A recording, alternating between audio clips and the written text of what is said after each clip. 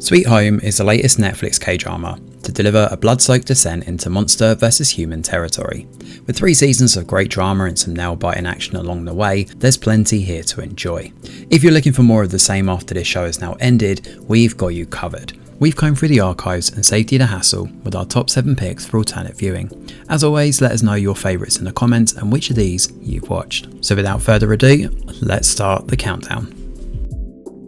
When it comes to outright tension and seeing a group of people forced together to survive, season 1 of The Terror is bang on the money. While the second season switches things up to become much more of an alt history drama, the first season remains a masterclass in suspense.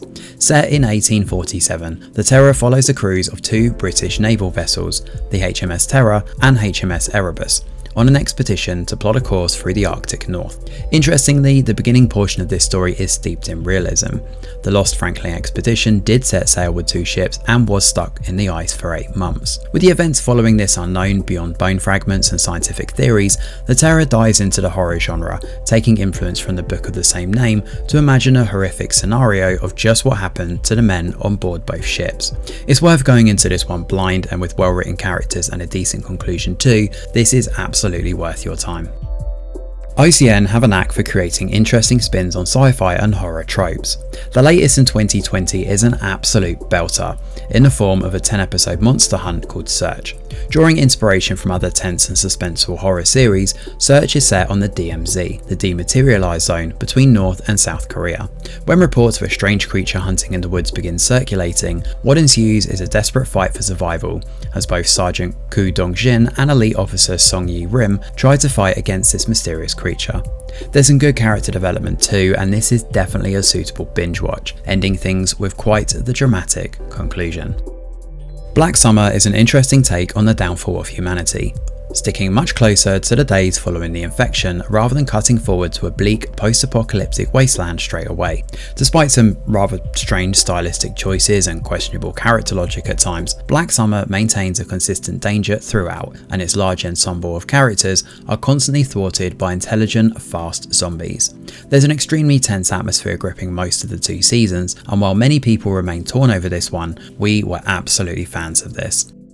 The Uncanny Counter is an action-packed drama revolving around a dysfunctional group who team up to take on high-powered demons. The drama revolves around a boy called Mun, who's traumatised by the deaths of his parents as a child. Raised by his grandparents, Mun finds himself thrown into the world of demon hunting as he's made a member of the illustrious Counters. While the second season isn't quite as strong as the first and at times does derail a bit narratively, there's enough in this show to thoroughly recommend all the same.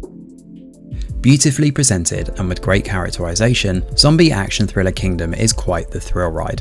Split across several seasons, Kingdom effortlessly blends political drama with a thrilling action plot. The story begins slowly, using its first episode to show off the gorgeous setting of Hanyang in South Korea as we travel back through time to the Joseon period. Crown King Lee Chang is our protagonist, and while he begins engaging in a bitter feud with the Queen, physician Seo Bi in Ji Yo Hyun makes a horrifying discovery. With Lee Chang by his side, the pair realise the dead are coming back to life and mercilessly hunting the living. With no guns or modern weaponry, much of the tension comes from seeing these men and women make do with the scarce resources around them. It's one of the few shows that balances action with tension perfectly and should absolutely be on your watch list. Split across 10 episodes, Strangers from Hell is certainly a shorter offering than the usual 16-chapter Korean dramas on the market. The story revolves around a boy called Jong-woo, who moves to Seoul and finds himself abandoned and alone inside an apartment block.